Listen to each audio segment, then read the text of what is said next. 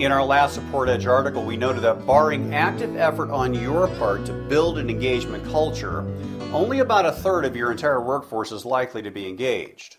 Now that naturally raises the question of just who they are and why they might be engaged.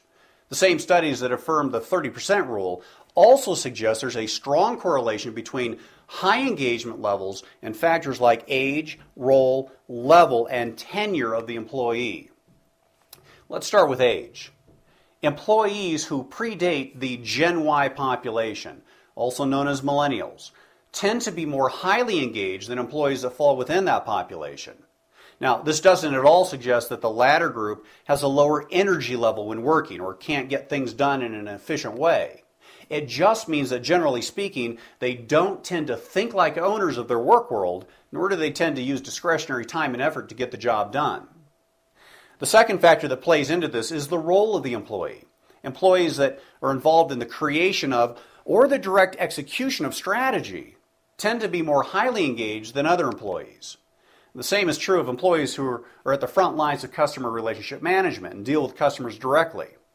We'll look at the ramifications for this and an application for all employees in just a few moments.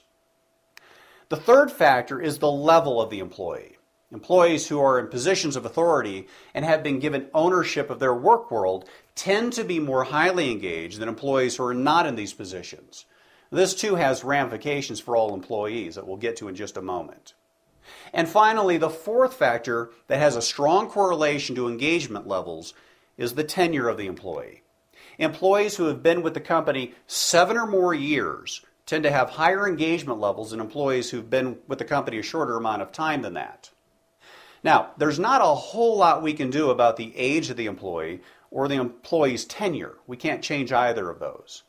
However, we may be able to make application for all employees based on the principles of role and level. Now, what's important about the level factor is probably not so much the official title as it is what typically accompanies that title, namely things like autonomy and ownership for their work world. And what's important about the role of the employee is probably not so much that it's tied to strategy or customer relationship management, as that employees in those roles tend to have a clear line of sight to the outcomes of their daily activities. And we'll see how all this is validated when we get into the drivers of engagement later in this series. But that's all the time we have for this edition of the Support Edge. Until next time, be sure all your development initiatives are performance-driven and outcomes-based.